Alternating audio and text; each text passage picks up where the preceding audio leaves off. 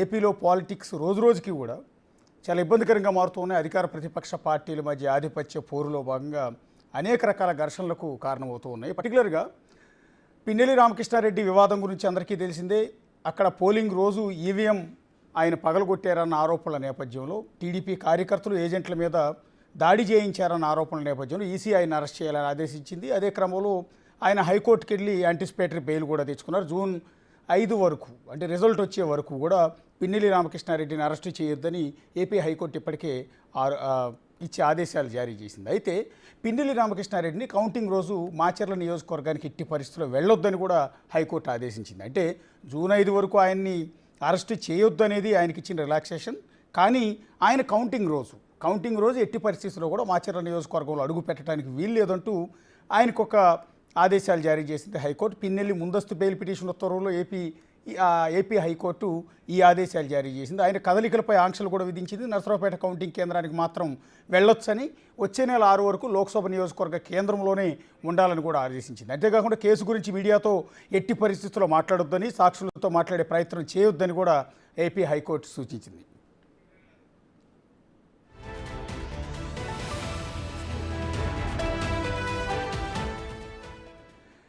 ఇప్పుడే చెప్పినట్టుగా పిన్నెల్లి రామకృష్ణారెడ్డికి జూన్ 5 వరకు అరెస్టు చేయొద్దని హైకోర్టు చెప్పడం అనేది రిలాక్సేషన్ ఖచ్చితంగా. ఇప్పటికే ఆయన అజ్ఞాతంలో ఉన్నారు.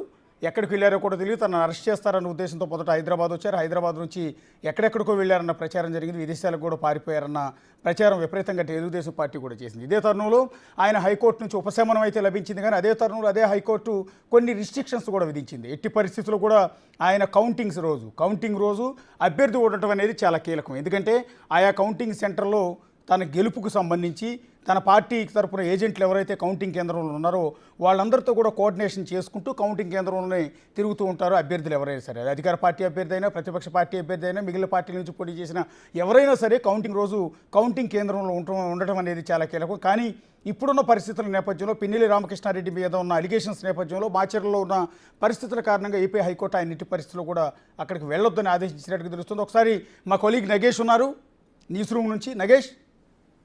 ఖచ్చితంగా, ఎందుకంటే గురువారం రోజు హైకోర్టు అర్ధరాత్రి పూట ఆర్డర్ ఇచ్చింది. పిన్నెల్లి రామకృష్ణారెడ్డికి రిలాక్సేషన్ ఇచ్చింది. ఎందుకంటే పిన్నెల్లి రామకృష్ణారెడ్డి ఈవీఎం పగలగొట్టిన తర్వాత ముందస్తు బెయిల్ పిటిషన్ కోసం పిటిషన్ దాఖలు చేశారు. ఆయన ఈ బెయిల్ పిటిషన్ కంటే ముందు హైదరాబాద్కు వచ్చారు. తర్వాత 2 గంటల్లో అమరావతి వెళ్తా అని చెప్పారు. తదుపరి ఎలక్షన్ కమిషన్ ఈవీఎం పగలగొట్టిన దృశ్యాలు బయటకు రావడంతో సీరియస్ అయిన పరిస్థితి.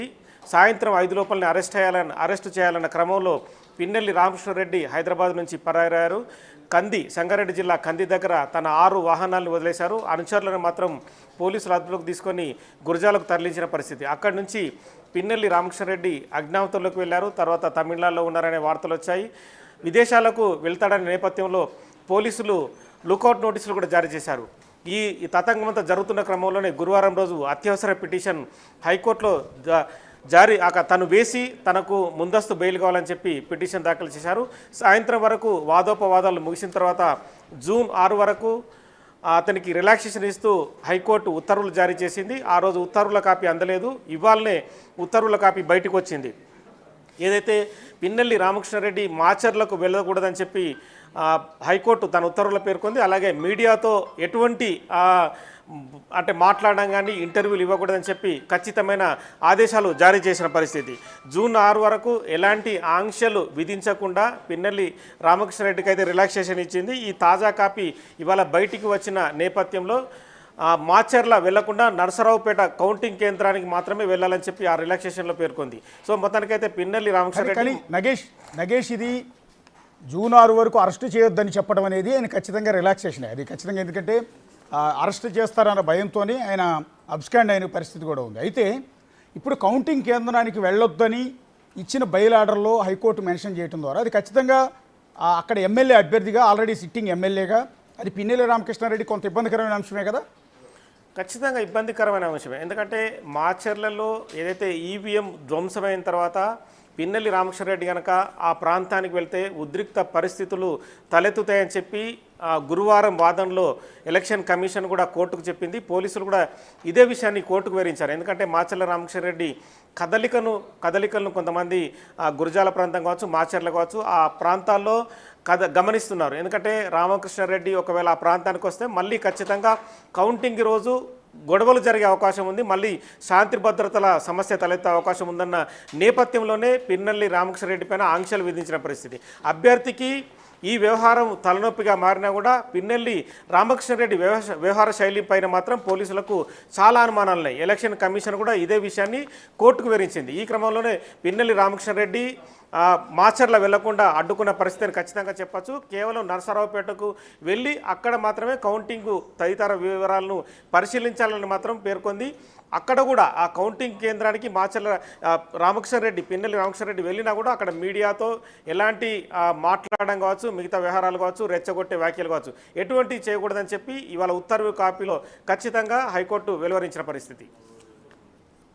అంటే నగేష్, ఇప్పుడు ఒకటి మొన్న ఆల్రెడీ పోలింగ్ రోజు పిన్నెల్లి రామకృష్ణారెడ్డి వల్లే అక్కడ గొడవలు జరిగాయన్న ఉద్దేశంతో ఎన్నికల కమిషన్ ఆయనకు ఎట్టి పరిస్థితుల్లో అనుమతించొద్దని కోరిందా, లేకపోతే పోలింగ్ రోజు పోలింగ్ బూత్ లోపలికి వెళ్ళి ఈవీఎం బద్దలు కొట్టారు కాబట్టి రేపు కౌంటింగ్ రోజు కూడా తనకు అనుకూలంగా లేకపోతే కౌంటింగ్ సెంటర్లో కూడా ఈవీఎంలు ఏమైనా పగలగొడతారని భయంతో ఈ ఆదేశాలు ఇవ్వాలని కోరికింది ఎన్నికల కమిషన్ ఏమన్నా? ఖచ్చితంగా. ఎందుకంటే పిన్నెల్లి రామకృష్ణారెడ్డి వ్యవహార శైలి ఏమాత్రం సరిగా లేదు. ఎందుకంటే ఎలక్షన్ జరుగుతున్న రోజే, అంటే భారత ప్రజాస్వామ్య వ్యవస్థలో ఎన్నికలు అనేవి ప్రతి అభ్యర్థికి కీలం.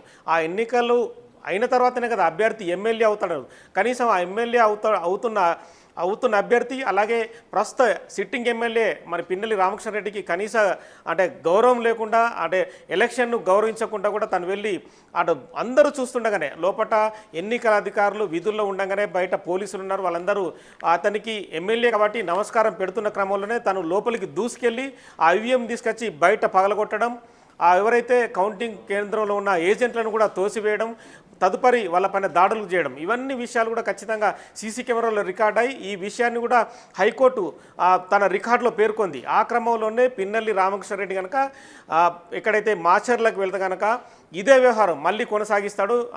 పిన్నెల్లి రామకృష్ణారెడ్డితోని ఎంతమంది వ్యక్తులు తన అనుచరులు కావచ్చు, పార్టీ కార్యకర్తలు కావచ్చు, శ్రేయభిలాషులు కావచ్చు మళ్ళీ ఆ ప్రాంతానికి వెళ్ళి గొడవలు సృష్టించే అవకాశం ఉంది కాబట్టి పిన్నెల్లి రామకృష్ణారెడ్డిని మాచర్లకు వెళ్లకుండా ఏపీ హైకోర్టు ఖచ్చితమైన అంటే తన ఉత్తర్వులో ఖచ్చితంగా పేర్కొంది.